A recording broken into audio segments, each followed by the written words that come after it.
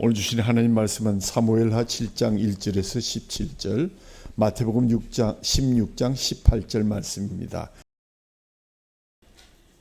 여호와께서 주의를 모든 원수를 무찌르사 왕으로 궁에 영원히 살게 하실 때에 왕이 선지자 나단에게 이르되 볼지어다 나는 백학문 궁에 살거늘 하나님 위에는 휘장 가운데 있도다. 나단이 왕께 이르되 여호와께서 왕과 함께 계시니 마음에 있는 모든 것을 행하소서 하니라. 그 밤에 여호와께서 말씀이 나단에게 임하여 이르시되 가서 내 종 다윗에게 말하기를 여호와께서 이와 같이 말씀하시되 내가 나를 위하여 내가 살 집을 건축하겠느냐. 내가 이스라엘 자손을 애굽에 인도하여 내던 날부터 오늘까지 집에서 살지 아니하고 장막과 성막 안에서 다녔더니 이스라엘 자손과 더불어 다니는 모든 곳에서 내가 내 백성 이스라엘을 먹이고 명령한 이스라엘의 어느 지파들 가운데 하나에게 내가 말하기를 너희가 어찌하여 나를 위하여 백학목집을 건축하지 아니하였느냐 말하였느냐. 그러므로 이제 종이 다윗에게 이와 같이 말하라. 만군의 여호와께서 이와 같이 말씀하시기를 내가 너를 목장 곧 양을 따르는 데서 데려다가 내 백성 이스라엘의 주권자로 삼고 내가 가는 모든 곳에서 내가 너와 함께 있어 내 모든 원수를 내 앞에서 멸하연즉 땅에서 위대한 자들의 이름을 같이 내 이름을 위대하게 만들어 주리라. 내가 또 백성 이스라엘을 위하여 한 곳에 정하여 그를 심고 그를 거주하게 하고 다시 옮기지 못하게 하여 악한 종류로 전과 같이 그들을 해하지 못하게 하여 전에 내가 사사에게 명령하여 내 백성 이스라엘을 다스리던 때와 같이 아니하게 하고 너를 모든 원수들에게서 벗어나 편히 쉬게 하리라. 여호와가 또 내게 이르노니 여호와가 너를 위하여 집을 짓고 내 수안에 차서 내 조상들과 함께 누울 때에 내가 내 몸에서 내 씨를 내 뒤에 세워 그의 나라를 견고하게 하리라. 그는 내 이름을 위하여 집을 건축할 것이요 나는 그 나라 왕위를 영원히 견고하게 하리라. 나는 그에게서 아버지가 되고 그는 내게 아들이 되리니 그가 만일 죄를 범하면 내가 사람의 매와 인생의 채찍을 징계하려니와 내가 내 앞에서 물러나게 한 사물에게 내 은총을 빼앗는 것처럼 그에게서 빼앗는지는 아니하리라. 내 집과 내 나라가 내 앞에서 영원히 보존되고 내 왕위가 영원히 견고하리라 하셨다 하라. 나단이 이 모든 말씀들과 이 모든 계시대로 다윗에게 말하니라. 또 내가 내게 이르노니 너는 베드로라. 내가 이 반석 위에 내 교회를 세우리니 음부의 권세가 이기지 못하리라. 아멘. 지난 주간에 오랫동안 우리와 신앙생활을 하던 몇 분이 교회를 떠나셨습니다. 제일 염려되는 것은 우리 사랑하는 성도들이 이 소식을 듣고 얼마나 충격이 컸을까, 어떻게 위로해 드려야 할까. 물론 진실을 아시는 하나님이 계시기에 전혀 거리낌은 없습니다만 단지 한 사람이라도 상처를 받지 않고 기도하는 가운데 우리의 길을 묵묵히 가야 한다는 하나님의 음성을 들으면서 제 마음을 전해들은 장로님들이 오히려 제게 힘을 더해 주셨고 설교의 주제도 잡기 힘들어서 무척 힘들었지만 뒤늦게 교회란 무엇일까? 주님의 교회는 바르게 가고 있는지를 점검하라 하는 그러한 말씀을 주셨습니다.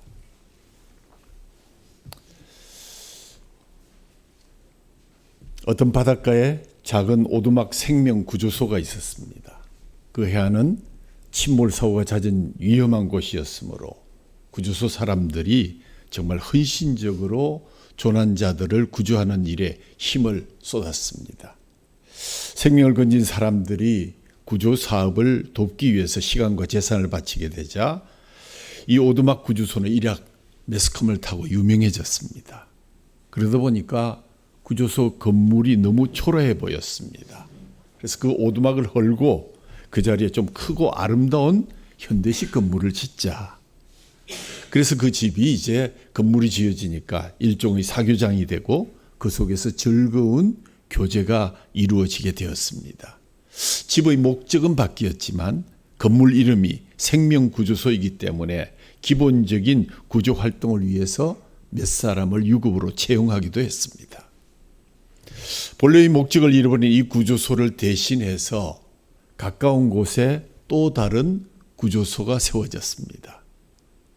세월이 흐르자 그것도 다시 사교 클럽으로 바뀌었습니다.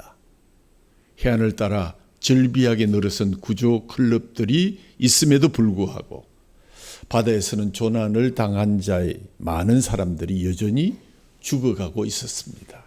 이것은 오래전에 교회의 변질을 염려한 성공의 신학자 데오도르 웨델의 유명한 비유의 이야기입니다. 오두막 생명구조소에서 뵙던 하나님을 사교 클럽에서도 그대로 만날 수 있을까? 변질된 상태로 새로운 건물과 많은 인원이 서로 만나서 하나님을 진정 뵐 수 있을 것인가? 하나님은 그런 사람들을 징벌하시는 하나님이십니다. 변질되지 않으려면 호람되어의 신앙을 가지고 항상 주님 앞에 꿇어 엎드려야만 합니다. 왜냐하면 귀를 지으시고 눈을 지으신 하나님 앞에 서면 우리의 신앙 자세와 우리 교회의 현실이 어떤 모습이 되어 있는지를 분명히 깨달을 수 있기 때문입니다. 이 이야기는 본질을 잃어버린 영적 공동체인 교회의 모습을 풍자하고 있는 가장 적절한 예화라고 생각되어서 많은 사람들이 설교하실 때 이 말씀을 듣고 또 전한 바가 있습니다. 저는 이 기회에 조용히 길교회에 임하신 하나님의 은혜를 되돌아보면서 핵심되는 두 단어를 떠올리게 되었습니다. 첫 번째는 감사라는 단어였습니다. 두 번째는 교회의 존립 목적인 본질이라는 단어를 떠올리게 되었습니다. 그동안 베풀어 주신 하나님의 은혜를 우리가 계수하면 감사의 제목을 계수하려면 몇 밤을 새워도 다 할 수 없을 것입니다. 모든 것이 하나님의 은혜였습니다. 그리고 교회를 본질을 벗어나지 않으려는 몸부림으로 함께 동역하시는 분들에게 때로는 언짢은 소리, 상처도 드리면서 때로 보람으로 기쁨의 눈물로 흘렸던 그러한 기억이 새록새록 떠올랐습니다. 어쨌든 길교회는 바른 말씀과 거룩함으로 세속주의와의 타협을 거부하고 약자의 편을 끝까지 지지하며 걸어왔고 또 그렇게 걸어갈 것임을 천명합니다. 어쩌면 세상 사람들이 보기에는 좀 불편한 교회일 수 있지만 계속 그 길을 여러분과 함께 걸어갈 것입니다. 여러분의 변함없는 지지와 기도를 다시 한번 부탁드립니다. 봄날이 속히 도망쳐서 인생의 봄날도 속히 가게 되면 주님과 영원히 동거하는 진짜 새봄이 올 터인데 주신 양무리들과 함께 서로가 서로에게 지체가 되고 사랑하며 또 천국 향한 길을 좌로나 우로나 치우치지 않고 바르게 걸어갈 것을 다짐하면서 오늘 여러분을 사랑합니다 하는 그런 고백을 하고 싶고 또 여러분 옆에 계신 분들과 인사를 나눴으면 좋겠습니다. 사랑합니다. 힘내십시오. 축복합니다. 서로 격려하시면서 축복해 주시면 고맙겠습니다. 오늘의 본문은 이렇게 시작되지요. 여호와께서 주위의 모든 원수를 무찌르사 왕으로 궁에 평안히 살게 하신 때 다윗 왕이 살만하게 되었다는 기사가 먼저 나오고 있습니다. 오래전에 들었던 이야기입니다. 아마 누가 지어낸 이야기지 않은가 그런 생각이 듭니다만 어떤 구두닦이 소년이 있었는데 그 마음의 꿈이 무엇이었겠습니까? 나도 좀 잘 살아야 되는데 나도 좀 출세를 해봐야 되는데 하는 그런 꿈을 늘 갖고 있었는데 좋은 꿈을 꾸고 나서 어느 날 복권을 샀다가 그런데 수억짜리 복권이 당첨이 된 것입니다. 몇 억짜리가 당첨되었으니 얼마나 좋았겠습니까? 이제 고생은 끝입니다. 그래서 누가 구두를 닦으러 오면 아저씨 저리 가세요. 저는 이제 구두 닦지 않습니다. 그리고 복권 상금을 찾으러 나섰습니다. 가다 보니까 구두통을 메고 한강대교를 지나가니 아니 내가 왜 이 구두통을 들고 다니지? 보기도 싫다. 지긋지긋하다. 그 구두통을 그냥 용기 있게 바닷물 위로 확 던져버렸습니다. 그리고 용감하게 복권을 찾으러 들어갔는데 막상 들어가 보니까 복권이 어디 있는지 찾아봐도 없습니다. 이곳저곳 다 뒤져도 없는데 가만히 생각해 보니까 그 복권을 한강에 던져버린 구두통 안에 넣어두고 그냥 던져버렸습니다. 그 뒤 어떻게든지 저는 알 수가 없습니다. 제가 왜 이런 말씀을 드립니까? 여러분, 이 아침에 여러분에게 제가 묻습니다. 여러분 현재까지의 생애 중에 가장 잘 나가던 시절이 언제였습니까? 여러분 생애에 있어서 최고의 것을 지녔던 시간이 분명 있었을 것입니다. 그때 그토록 배고프고 가난하고 냉대받던 어려운 시절이 다 지나가고 살만하게 되고 부유해졌을 때 여러분 무엇을 할 수 있었습니까?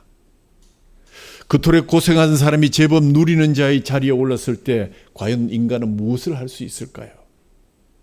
복권을 넣은 채로 한강에 구두통을 던졌던 그 주인공도 그가 만약에 탈 없이 몇 억을 제대로 찾았더라면 과연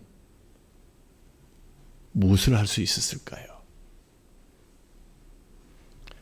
아픈 기억이긴 하겠지만 이 중에는 이미 지나간 자신의 전성시대를 생각하면서 그 시간에 하나님께 드리지 못했던 육신과 시간을 탕진한 아픈 추억을 가지신 분도 없지 않아 계시리라고 생각됩니다.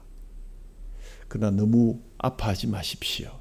지금부터라도 주신 것으로, 가지신 것으로 최선을 만드시면 되는 것입니다. 마더 테레사 본부벽에 있는 그럼에도 불구하고라는 시를 보면 그 가운데 이런 구절이 있습니다. 지금 당신이 가진 최고의 것을 세상과 나누십시오. 늘 부족해 보일지라도 그럼에도 불구하고 최고의 것을 세상에 나누어 주십시오. 그렇다면 본문의 주인공인 다윗은 그의 전성시대에 과연 무엇을 할 수 있었을까요? 물론 그 뒤에 더 큰 전성시대가 있었지만 분명한 것은 지금 이 시간 그가 일생에 가졌던 최대의 전성시대를 누리고 있음이 분명합니다. 오늘 본문의 주인공 다윗은 참 험난한 인생을 걸어왔습니다. 젊은 날 죽을 것 같은 위기의 순간도 여러 번 있었고요. 억울함과 안타까움에 몸을 떨어야 했던 날이 한두 날이 아니었습니다. 삶의 자리를 가득 채우고 들어오는 일들은 그 인생을 힘들게 했고 울게 했던 사건의 연속이었습니다. 그래서 그가 서 있는 자리는 광야였고 황무지였습니다. 생명을 노래할 수 없고 도무지 내일이 보이지 않는 그러한 곳이었습니다. 그곳은 그를 죽이려는 대적들의 칼이 번뜩이는 곳이었고 배신자들의 엄흉한 음모가 늘 꾸며지고 있었던 곳이었습니다. 그런 곳에서 힘이 들어 이를 악물고 도망해야 했고 그곳에는 미래가 없었고 쉼이 없던 그런 자리에 오랜 시간 머물러 있었습니다.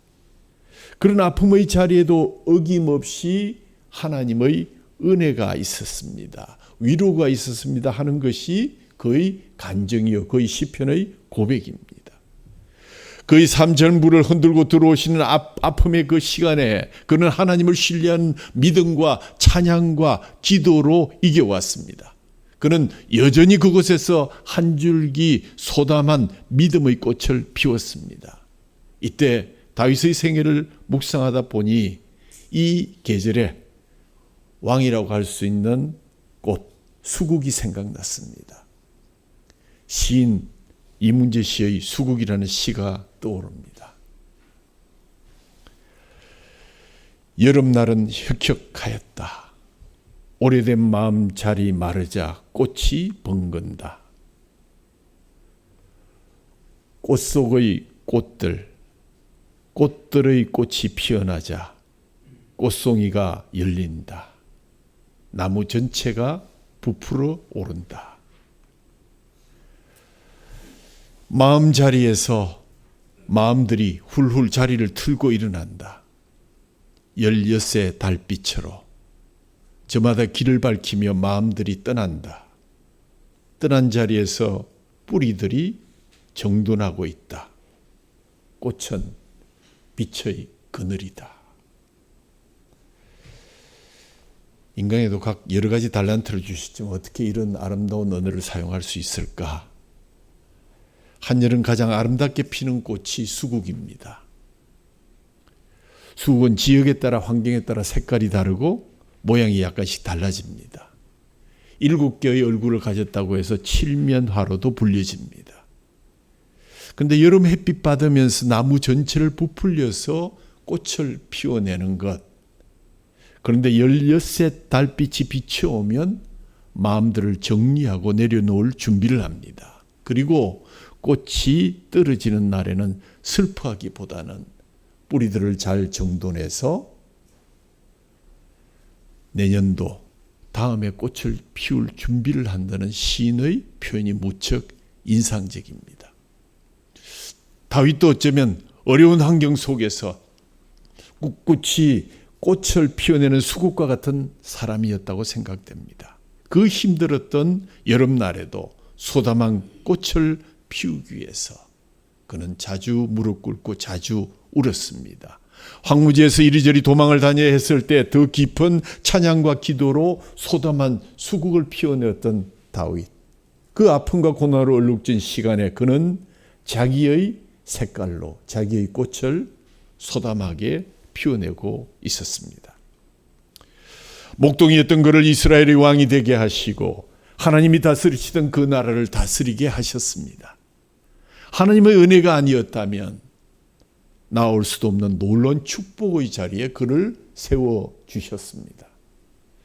성읍도 견고하게 세워주셨고 돕는 손길까지 허락해 주셔서 백향목 왕궁도 세워졌습니다. 블레셋과의 전쟁도 이제 평정이 되었고 남쪽과 북쪽으로 갈라졌던 나라도 하나로 평정되었습니다. 사울이 엉망으로 만들어 놓았던 나라도 평정되고 안정을 되찾았으며 그 모든 것이 견고하게 세워지던 시간, 그는 하나님의 언약궤를 시온성에 모셔드리게 되죠. 그날 얼마나 감격스러웠던지요. 얼마나 멋진 기쁨의 춤을 추었던지요. 이제 이곳에서 하나님의 임재를 느끼며 떨리는 감격으로 예배할 수 있게 되었다는 그 기쁨으로 수만 명의 사람을 동원해서 언약궤를 드리던 날의 감격을 아마 다윗은 평생 잊지 못했을 것입니다. 다윗은 그 행복한 순간을 지내면서 하나님의 은혜를 다시금 떠올리기 시작합니다.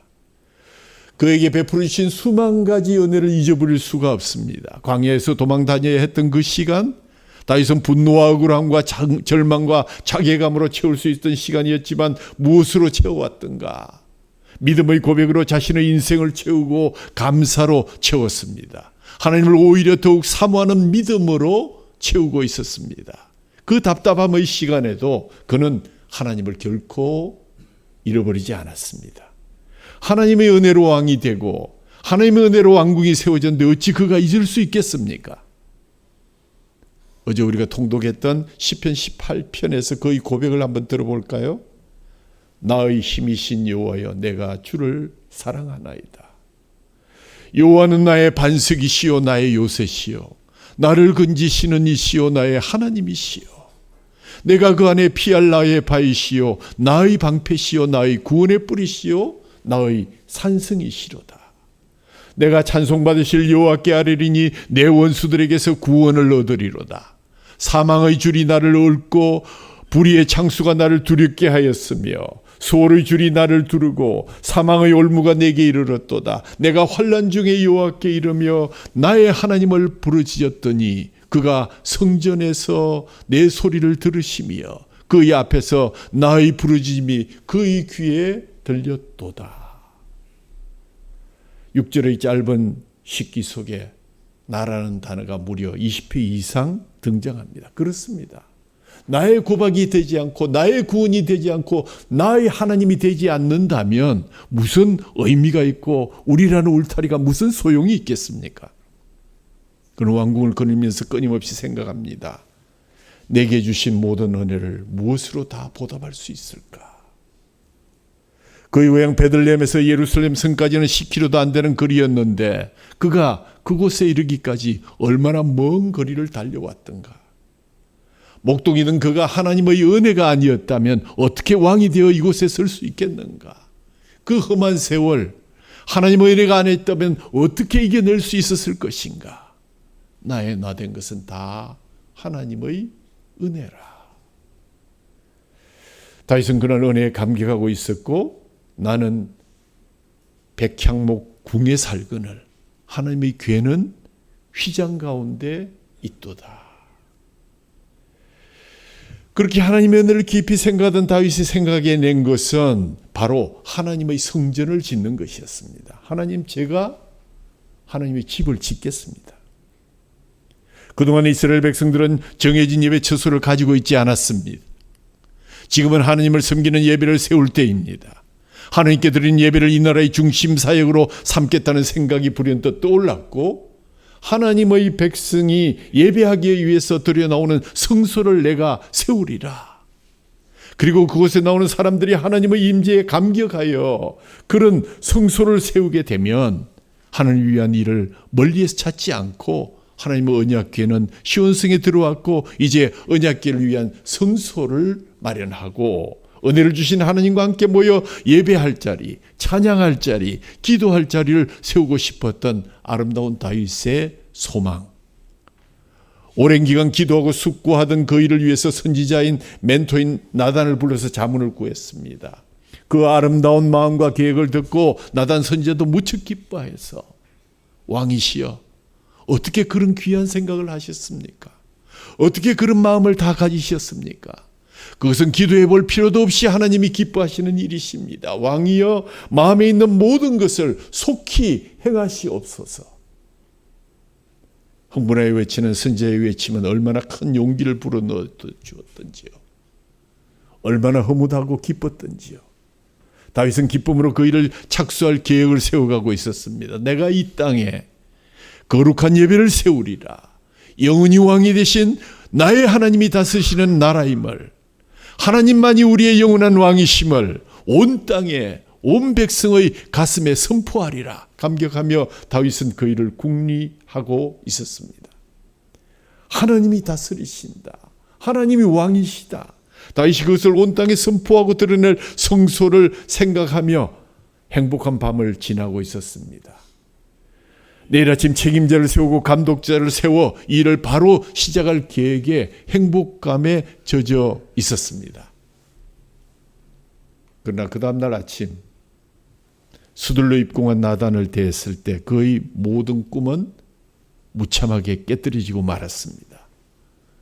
밤새 그 일을 놓고 기도했던 나단이 찾아와서 하나님의 말씀을 전합니다. 그 밤에 나단 선지자에게만 하나님 말씀은 다윗이 생각하는 것과 전혀 달랐습니다. 나단은 하룻밤을 지내고 돌아와서 건축 허가 취소를 왕에게 통보합니다. 얼마나 혼돈스러웠을까요? 아니, 선지자는 자가 그리 쉽게 하루 만에 말을 바꾸면 되는 것인가? 그건 왜 문제가 되는 것인가? 하나님을 위해서 내가 하겠다는데. 그러나 다윗은 하나님의 말씀을 결코 앞서지 않았습니다. 네가 나를 위하여 집을 세우겠느냐? 그럴 필요가 없다. 내가 너를 위하여 나의 집을 세우고 있다. 내가 여기에 형성하고 있는 왕궁은 내가 나를 위하여 하고 있는 것이 아니라 너를 통해서 내가 하고 있는 것이다. 이것이 하나님 말씀이었습니다. 지금은 그 때가 아니라는 것입니다. 우선 다윗이 해야 할 것은 이스라엘 땅에 하나님의 주권을 세워야 할 때다. 내가 세우는 것이 아니라 하나님이 세우시는 것이요, 내가 이루는 것이 아니라 하나님이 이루어 가신 것이라는 말씀을 전했습니다. 그것을 다윗이 고백해야 했고 하나님의 백성된 모든 백성들이 함께 가슴으로 고백하지 않으면 아니 되었습니다. 하나님은 다윗의 그 아름다운 마음과 맑은 정성을 거부하셨습니다. 그러나 하나님은 거절하신 것이 아니라 다윗에게 새로운 고백을 담아 주셨습니다. 하나님이 세우신다. 너희 예쁜 마음은 내가 다 받았노라. 그 마음만 받고 오히려 축복으로 돌려보내시는 하나님. 내가 네 왕국을 경고케 하리라. 영원토록 인도하리라. 때가 되면 내 아들이 그 일을 수행하게 될 것이라고 예언해 주시면서 오히려 다윗의 그 예쁜 마음 받으시고 축복을 더딥혀 주셨습니다. 거절이 아니라 큰 축복으로 채우신 사건이었습니다. 다윗은 나단이 전해준 하나님 말씀을 들으며 거절당하는 서운한 마음 대신에 은혜에 대한 감격과 고백을 더 충만해져서 무릎 꿇고 올려지는 다윗의 기도에서 우리는 그가 이해할 수 없는 시간에도 은혜에 대한 감격으로 채우고 있음을 바라보게 됩니다. 오늘 여러분의 인생 이야기는 무엇으로 채워가고 계십니까? 놀라운 것은 마음대로 인생이 풀려지지 않는 것 같은 인생의 후반전에도 오히려 다윗은 그 사이를 하나님의 은혜로 채워가고 있다는 사실입니다. 우리 인생이 평탄하게 풀리고 있을 때 우리는 거기에 무엇을 채우고 있습니까? 내가 계획한 대로 인생이 풀리지 않을 때 우리는 거기에 무엇을 채우고자 합니까?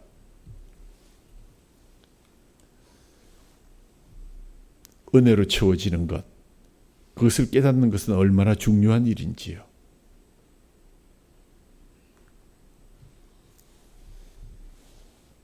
본문 2절에 보면 나는 백향목 궁에 살거늘 하나님의 궤는 저 휘장 가운데 방치되어 있구나.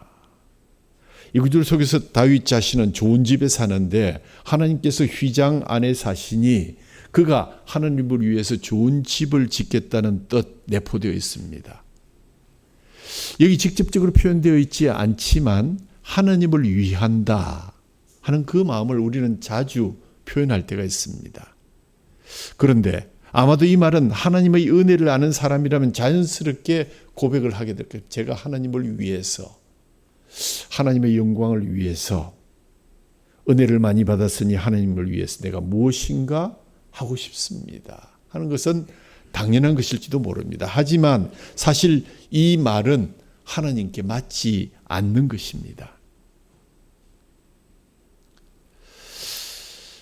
하나님을 위함이라는 것은 다윗이 하나님을 위해서 집을 짓고 그 집에 하나님이 들어와 사시기를 바라는 마음입니다. 여기서 우리가 잘 생각해야 될 것은 그 당시 고대 성전에 대한 개념인데 왕이 나라를 세우거나 또는 전쟁에서 승리하거나 크게 성공한 사람이 좋은 집을 지어 놓으면 그곳에 신이 임재해서 그것이 곧 성전이 된다 하는 그런 성전관을 갖고 있었습니다. 그리고 성전에 머문 신은 계속 그 왕과 나라를 보호하고 전쟁에서 승리케 하심으로 또 평화가 유지되는 역할을 한다. 그것이 바로 성전의 개념이었습니다. 이 개념의 문제는 신보다 신을 위해서 집을 지은 사람이 더 위에 있을 수 있다는 것입니다. 다윗이 하나님을 위해 집을 짓고 그 집에 하나님께서 오셔서 거하신다면 결과적으로 다윗이 하나님보다 우위에 있는 진짜 집의 주인이 되고 하나님은 손님이 될 수 있다는 것입니다. 이것은 마치 우상에 대한 개념, 바로 그 당시 고대 국가들의 신전에 대한 개념과 동일한 것입니다. 그래서 참 위험한 순간인데 하나님께서 정리를 해 주셨습니다. 이후 본문 9절에서 16절까지 하나님께서 다윗에게 주실 복들을 쭉 열거하고 있습니다. 그런데 이 복들은 사실 앞에서 다윗이 말했던 하나님을 위한 집을 다 짓고 나면 이런 복을 주십시오 라고 기도했던 복들입니다. 즉 고대 성전 개념에 따른 복입니다. 내가 이러한 집을 지어 놓으면 하나님은 오셔서 손님 되시고 우리에게 그러한 복을 주심으로 인해서 우리 백성이 다 함께 복을 누리게 살게 될 것입니다. 즉 하나님께서 사람을 위해 집을 짓고 거기에 사람이 들어와 살아감으로써 주시는 복, 그것이 하나님의 반대되는 개념의 복이었습니다. 참 이해하기 어려운 것이죠. 사람은 자기의 힘이나 자기의 능력을 이용해서 집을 지어 놓으면 신이 들어오셔서 자기들에게 복을 주실 것이다. 그래서 하나님을 위한 것이 아니라 오히려 나를 위한 것이 될 수도 있다는 그 개념을 하나님은 내가 사람을 위해서 집을 짓고 거기에 너희들이 들어오면 나는 너희들에게 능력을 붓고 너희들이 원하는 그런 복을 주실 것이다 하는 것이 하나님의 입장이라는 것입니다. 더 놀라운 사실은 다윗의 집, 즉 사람의 집이 하나님의 집이 될 수 있다는 사실입니다. 사람의 집이 하나님이 되려면 그 집에 하나님께서도 함께 사셔야 됩니다. 하나님께서 집을 지으시고 사람만 살게 하셨다면 그 집은 사람의 집이 되고 말 것입니다. 하지만 하나님께서 함께 사신다면 그 집은 사람의 집이면서 동시에 하나님의 집이 되는 것입니다. 오늘 16절에 보면 내 집과 내 나라가 내 앞에서 영원히 보존되고 내 왕위가 여전히 견고하리라 하셨다 하라. 그래서 하나님께서는 다윗의 집에 영원성을 부여해 주셨습니다. 중요한 말입니다. 영원성은 하나님께만 있는 속성입니다. 인간에게는 있을 수가 없습니다. 그런데 하나님의 이 영원성이라는 속성이 하나님의 집인 다윗 집에 머물러서 그 집이 영원한 집이 되었다면 그것이 바로 하나님의 집이라는 것입니다. 그렇다면 하나님께서는 이 사람의 집에 어떻게 하나님의 속성인 영원성을 부여할 수 있었을까? 그것이 바로 오늘 신비입니다. 그것은 바로 다윗의 가문에서 하나님의 아들이신 예수 그리스도께서 태어나셨기 때문에 가능했다는 것입니다. 마태복음 1장 23절에 천사가 마리아에게 전해준 이름이 있습니다. 바로 임마누엘입니다. 임마누엘의 뜻은 하나님이 우리와 함께 계신다. 결국 사람의 집에 임마누엘 되시는 예수 그리스도의 탄생을 통해서 하나님과 사람이 함께 살 수 있는 영원한 하나님의 집이 탄생되었다는 것입니다. 그리고 그 영원한 하나님의 집이 이 땅에서 교회를 통해서 이루어진 것. 오늘 우리가 마태복음 16장 18절을 잘못 읽으셨는데 또 내가 네게 이르노니 너는 베드로라. 내가 이 반석 위에 내 교회를 세우리니 음부의 권세가 이기지 못하리라. 교회는 무엇입니까? 교회는 본문의 다윗의 집과 같습니다. 교회는 하나님께서 예수 그리스도를 통해서 지어서 우리에게 주신 사람의 집입니다. 따라서 교회는 사람들을 위한 집이어야 하고 교회가 진정으로 사람들을 위할 때 그것이 곧 하나님을 위한 것이 될 것입니다. 하나님이 예수님이 내가 내 교회를 짓겠다고 말씀하신 것은 누구를 위한 것인가? 사람들을 위한 것이다. 사람들을 위한 하나님의 집, 사람들을 위한 예수님의 집이 곧 교회인 것입니다. 예수님께서 이 땅에 오셔서 교회를 세우신 목적이 무엇입니까? 그것 역시 하나님을 위한 것이 아니라 사람을 위한 것이었습니다. 죄와 삶의 고통 속에서 죽어가는 사람들을 위해서 하나님께서 교회를 지으셨습니다. 세우셨습니다. 그런데 교회에서 하나님을 위한다고 하면서 온갖 편견과 차별을 행하고 죄악을 용인한다면 그것은 바른 교회가 아닐 것입니다.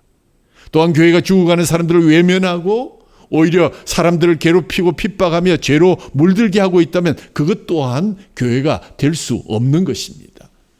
하나님께서 다윗에게 약속하신 집은 하나님께서 사람들과 함께 거하시는 곳이요, 예수 그리스도를 통해서 영원성을 부여받은 예수님이 지으신 사람을 위한 하나님의 교회이다. 마찬가지로 교회도 예수 그리스도를 통해서 하나님께서 사람들과 함께 거하고 어울리는 곳이다. 함께 거하신다는 말은 결국 서로 사랑하며 지낸다는 얘기입니다. 하나님께서 이 땅에 교회를 세우시기 위해서 예수 그리스도를 희생의 제물로 삼으셨습니다. 즉 교회는 희생으로 피로 세워진 곳이요, 인간의 참된 고백 위에 세워진 것이 교회입니다.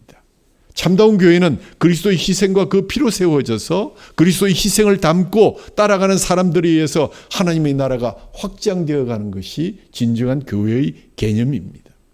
다윗은 하나님 말씀을 듣고 자신의 성전 건축 계획을 즉각적으로 포기합니다.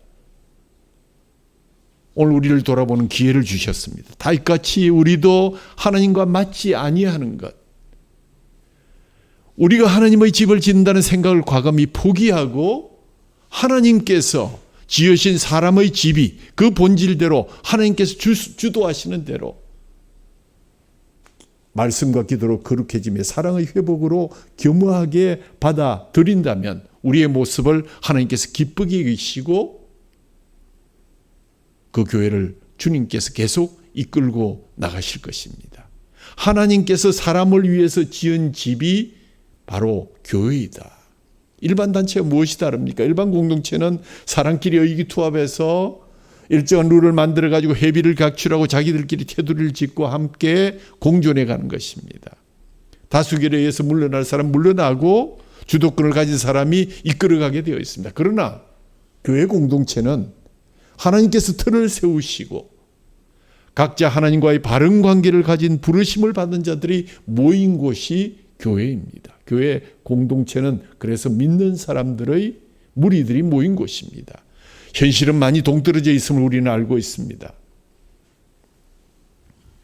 2011년도 설교 중에 들려드린 앤소니 더 멜로 신부의 어떻게 영적 단체들이 커지나 하면 이 이야기를 축약해서 잠시 들려드립니다. 어떤 수도자가 자기 제자의 영적 진보에 매우 감명을 받고서 이제 더는 지도가 필요 없겠다 판단해서 그 제자를 어느 강둑위에 있는 작은 오두막에 혼자 두고 떠났습니다.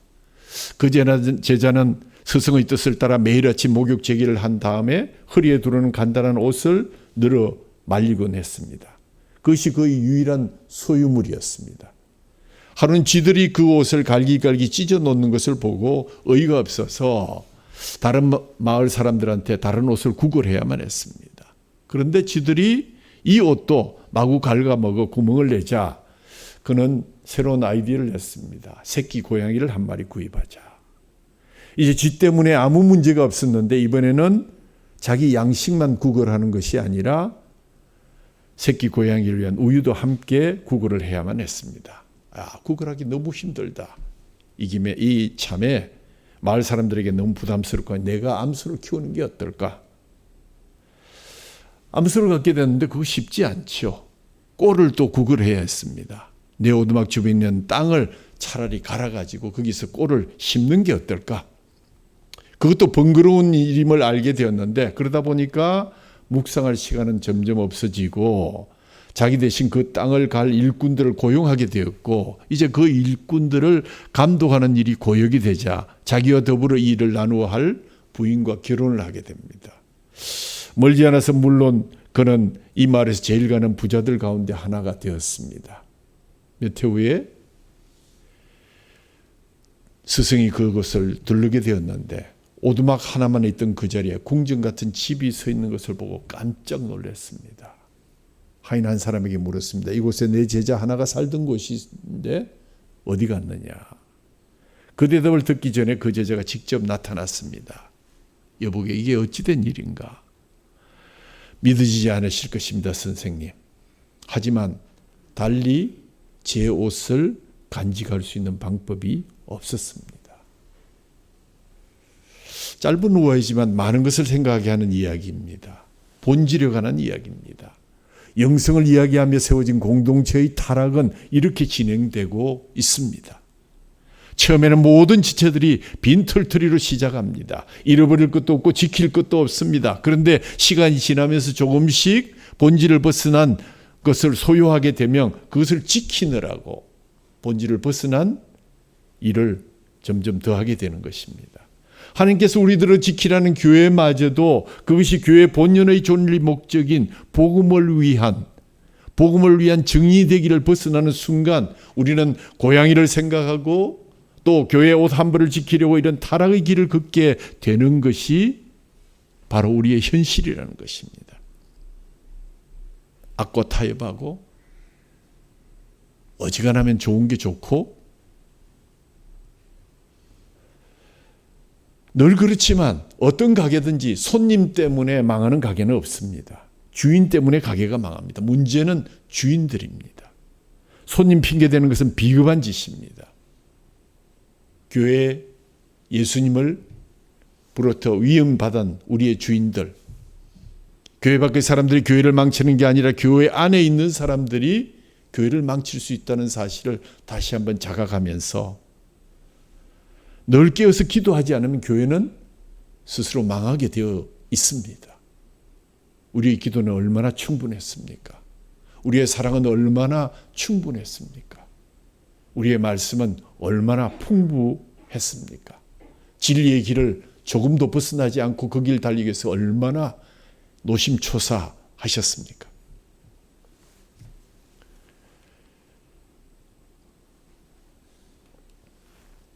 결론을 말씀드립니다. 사무엘하 오늘 본문에 이어지는 다윗의 기도를 들어보면 우리는 그가 나단을 통해서 정해진 하나님 말씀에 얼마나 진지하게 귀를 기울였는지를 알 수가 있습니다.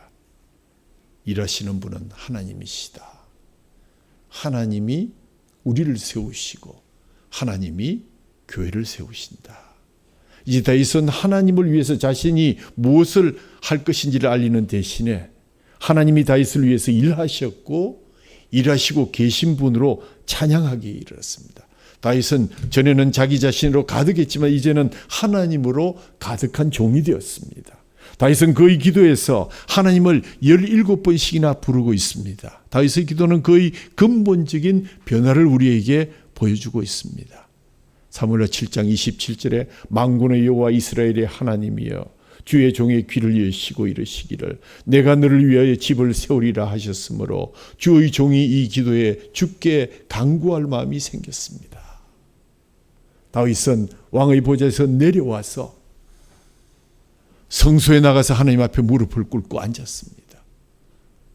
다왕의 자리에 앉아서 기도해도 될 터인데 다윗이 하나님을 위해서 집을 세우는 것이 아니라 하나님이 자신을 위해서 집을 세우고 계심을 바라보는데 어찌 왕궁의 자리에서 기도할 수 있겠습니까? 사무엘하 7장 16절에 내 집과 내 나라가 내 앞에서 영원히 보존되고 내 왕위가 여전히 견고하리라 하는 축복의 말씀을 받게 됩니다.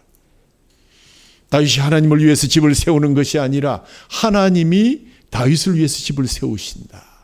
일하시는 분은 하나님이셨고 지금도 일하시는 분은 하나님이심을 믿으면서 고백하시면서 순종하는 저와 여러분 되기를 주님의 이름으로 축원합니다.